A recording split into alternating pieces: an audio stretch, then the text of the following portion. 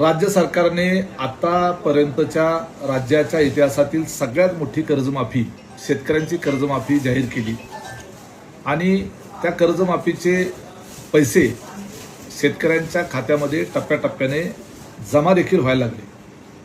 कर्जमाफीच्या करता पात्र असलेल्या शेतकऱ्यांच्या याद्या त्या तालुक्यामध्ये त्या स्तरावरच्या ज्या जिल्हा सहकारी बँका आहेत आणि गाव स्तरावरच्या विविध कार्यकारी सोसायट्या यांच्या मार्फत त्या तयार केल्या जातात।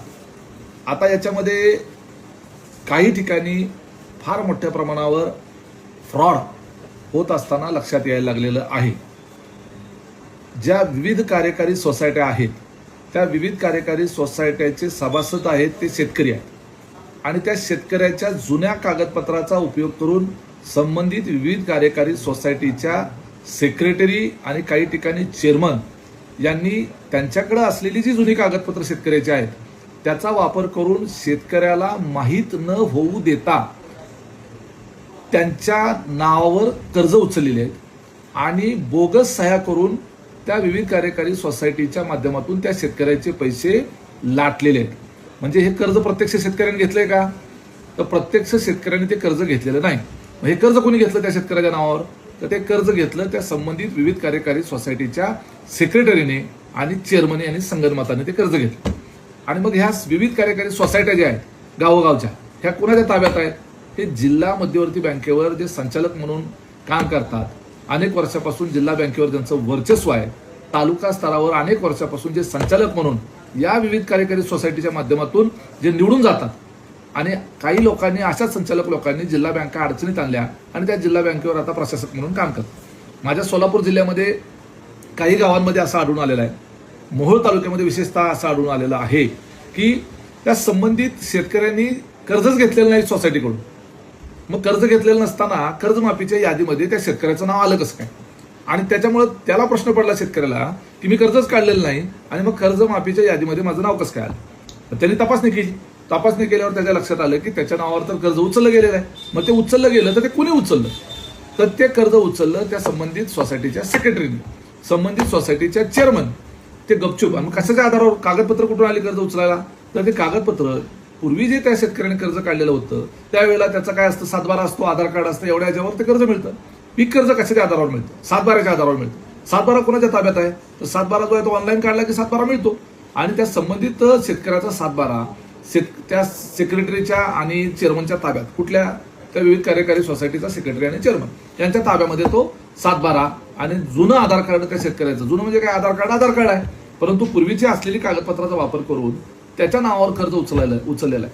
म्हणजे प्रत्यक्ष शेतकऱ्यांनी ज्या कर्जाचा उपयोग केलेला नाही, कर्जाचा वापर केलेला नाही आणि आता त्या सेक्रेटरीने ते पैसे त्या ठिकाणी स्वतःच्या प्रपंचासाठी वापरले आणि आज कर्जमाफी घेऊन त्या सेक्रेटरीचा त्या ठिकाणी फायदा होतो। म्हणजे शेतकऱ्याला त्या ठिकाणी फायदा होताना दिसत नाही।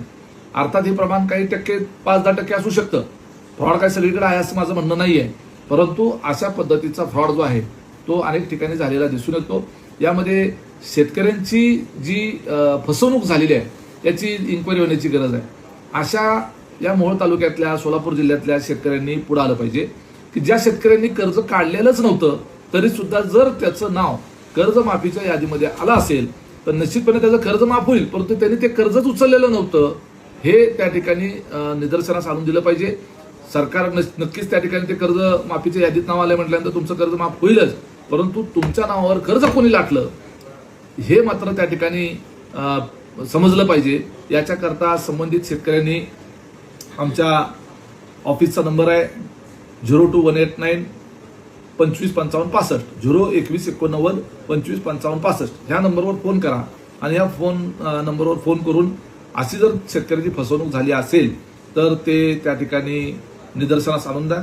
काही साखर कारखान्यांनी शेतकऱ्यांच्या जे काही ट्रॅक्टर लावलेले आहेत ते ट्रॅक्टर लावल्यानंतर त्याची जी काही कागदपत्र आहेत त्या कागदपत्रावर शेती कर्ज म्हणून किंवा शेतीसाठीचं कर्ज म्हणून शेतकऱ्यांच्या कागदपत्राचा उपयोग करून त्या कारखान्यांनी परत त्या ठिकाणी कर्ज काढलेले आहेत आणि अशा शेतकऱ्यांचे ते कर्जफेड न केल्यामुळं सिबिल देखील खराब झालेले आहेत। असं जवळपास अनेक साखर कारखान्यांनी अशा पद्धतीनं शेतकऱ्याच्या नावावर कर्ज उचललेली आहेत आणि ती कर्ज थकवलेली आहेत। आता ती कर्ज या कर्जमाफीमध्ये त्या ठिकाणी काही ठिकाणी माफ होती। हे माफ झाल्याचं त्या शेतकऱ्याला कुठं फायदा आहे? कारखानदारांनी कर्ज उचललं शेतकऱ्याच्या नावावर, वापरलं कारखानदारांनी आणि सरकारकडनं पैसे घेऊन या कारखानदारांनी ते पैसे स्वतःचे माफ करून घ्यायचं उद्योग या ठिकाणी झालेला आहे. त्यामुळे सरकारचा उद्देश जो आहे तो थेट शेतकऱ्यांना मदत करण्याचा आहे, ना की या कारखानदारांना, नाही की या सगळ्या विविध कार्यकारी सोसायटीच्या चेअरमन आणि सेक्रेटरी लोकांना मदत करण्याचा सरकारचा हेतू नाही आहे. सरकारचा हेतू हा शेतकऱ्यांना मदत करण्याचा आहे. त्यामुळं या हेतूला बाधा येत असेल तर या संदर्भामध्ये चौकशी झाली पाहिजे असं माझं म्हणणं आहे.